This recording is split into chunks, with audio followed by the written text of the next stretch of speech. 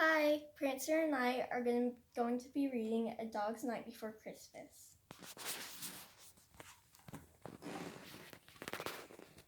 "'Twas the night before Christmas, and all through the house not a creature was stirring except for a mouse. I awoke with a start from the deepest of sleeps, my slumber disturbed by shrill little peeps. From the ruckus it kicked up in its tiny nest, the rodent was hosting a holiday fest. But mice aren't my problem, that's work for the cat. Though I tear it to pieces if it were a rat, 'tis a subtle distinction no human quite gets, a division of labor among household pets. 'Tis why parrots won't fetch things and goldfish don't talk, and hamsters don't beg to go out for a walk. And the reason 'twas always a job for the pooch to ransack the household for goodies to mooch. So off through the place I went busily nosing, while snug under the duvets the family was dozing. Thanks to false accusations that yours truly sheds, and the frame up for flea baits, I'm banished from beds. From the mantel hung stockings I'd happily true up, but that seems to me like a serious screw up. As bad as the time when from sheer force of habit, I happened to gobble the neighbor's pet rabbit.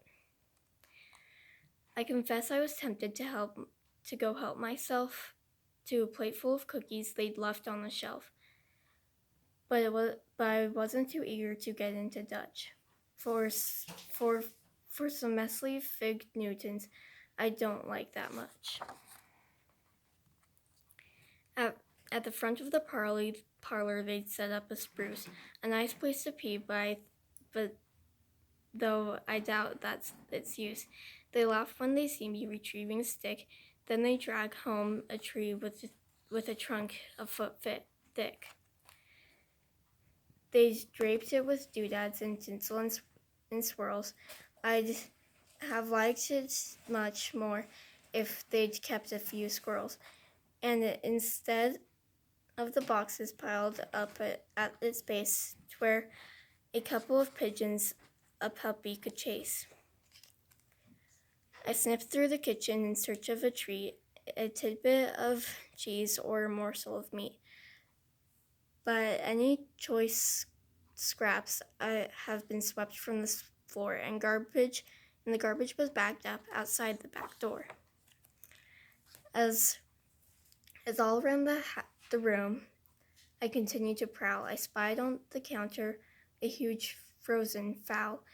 They said 'tis a bird, but that thing's never flown, and in the whole hulk there's not one decent bone.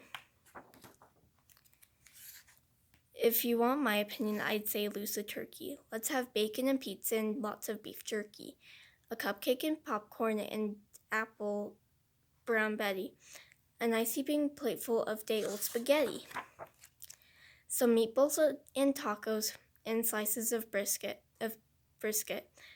chop suey and chili and gravy-soaked biscuit, and donuts and dumplings and hot dogs and ham, a big bag of jelly beans, a whole leg of lamb. But you can't dine on dreams, so I'd nothing to nibble, aside from some bites of that horrible kibble. I was searching the sofa for any lost toys when from high up on the housetop I heard a loud noise.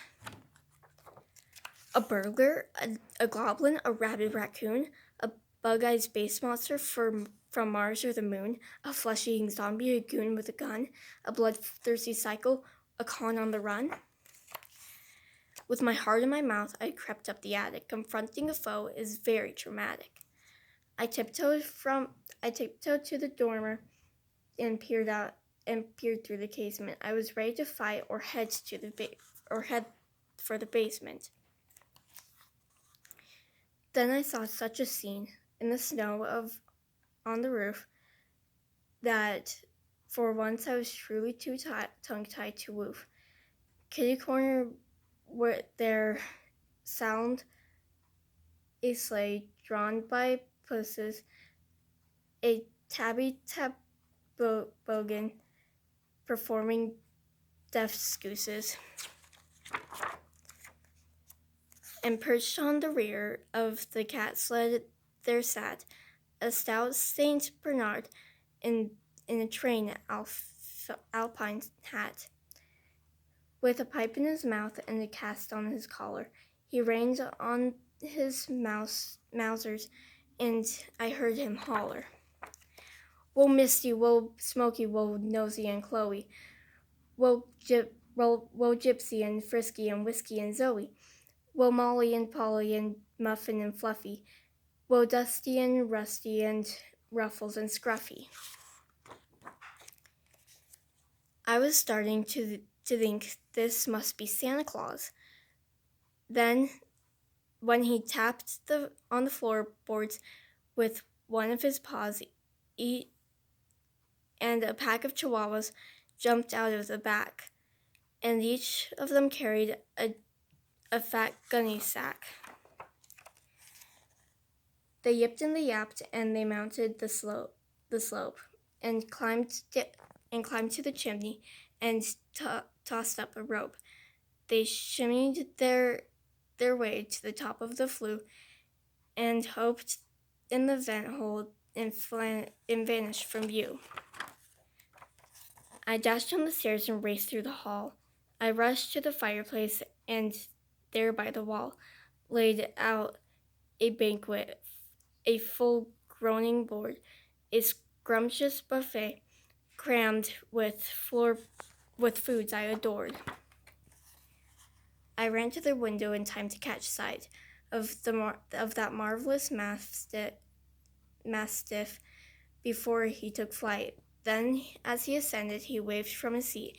"Merry Christmas," he yodeled, and "Bon appetit." The end. I hope you enjoyed the story that me and Prancer read. Bye.